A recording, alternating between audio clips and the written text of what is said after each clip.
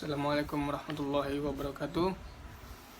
Perkenalkan, nama saya Raffi Syafian Muharizal, NIM 21087165, Prodi Pendidikan Kepelatihan Olahraga, mata kuliah Penghantar Kewirausahaan. Yaitu kita pertemuan ke-12, yaitu Business Plan atau perencanaan bisnis dalam kewirausahaan. Wirausaha itu dimulai mau tidak mau, bahkan menurut saya hampir seluruh aspek pekerjaan di dunia ini butuh sebuah rencana yang matang. Rencana tersebut disertai banyak hal yang harus ada di dalamnya, mulai dari ide, inovasi, kreativitas, waktu pencapaian itu semua ada dalam sketsa rencana yang kita buat. David Icke itu pernah berkata, menjelaskan seseorang pengusaha yang tidak bisa membuat perencanaan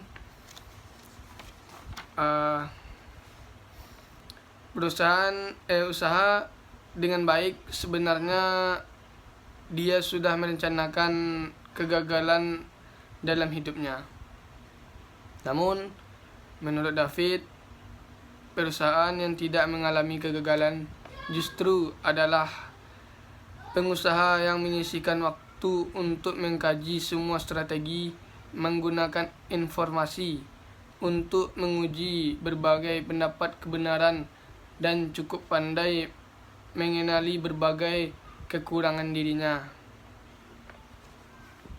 Baik, sebenarnya dari bisnis plan itu bisa dilihat harusnya bisa memberikan keyakinan pada pihak calon penanaman modal.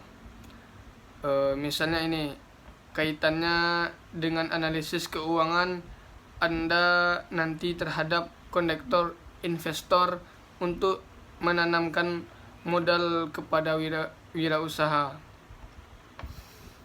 Jadi bisnis plan tidak hanya sekedar catatan biasa, tidak hanya dokumen biasa, tapi dibuat bahkan digambarkan orang-orang atau bisnismen ini. Baik, tujuan dari bisnis plan itu dibuat adalah sebagai dasar dalam memaksimalkan berbagai sumber daya yang kita punya, yang telah dimiliki juga, sekaligus untuk memberikan dokumentasi kepada perusahaan kita, lembaga kita sendiri sebagai seorang pengusaha, tentang kondisi investasi usaha yang kita miliki ini, yang menjadi dasar kita untuk memaksimalkan semuanya. Fungsi rencana usaha bagi kedua calon wirausaha ada 3 fungsi. Di situ sebenarnya yang pertama adalah sebagai rencana aksi usaha yang dilaksanakan, dan yang kedua sebagai peta dan roadmap. Jadi usaha bisnis yang kita lakukan sebenarnya memang perlu semacam roadmap yang dijelaskan dan sebagai alat penjual atau sales tool. Dan yang ketiga adalah berbagai bahan penjualan, sehingga sebuah perencanaan, sebab perencanaan usaha merupakan alat yang bisa dimanfaatkan dan digunakan oleh para wirausahawan dimanapun ketika memulai sebuah bisnis usaha, untuk meyakinkan siapapun investor untuk menempatkan investasinya di usaha yang usaha yang dikelolanya oleh mereka.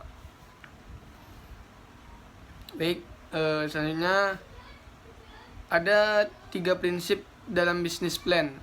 Yang pertama adalah bisnis plan atau rencana usaha.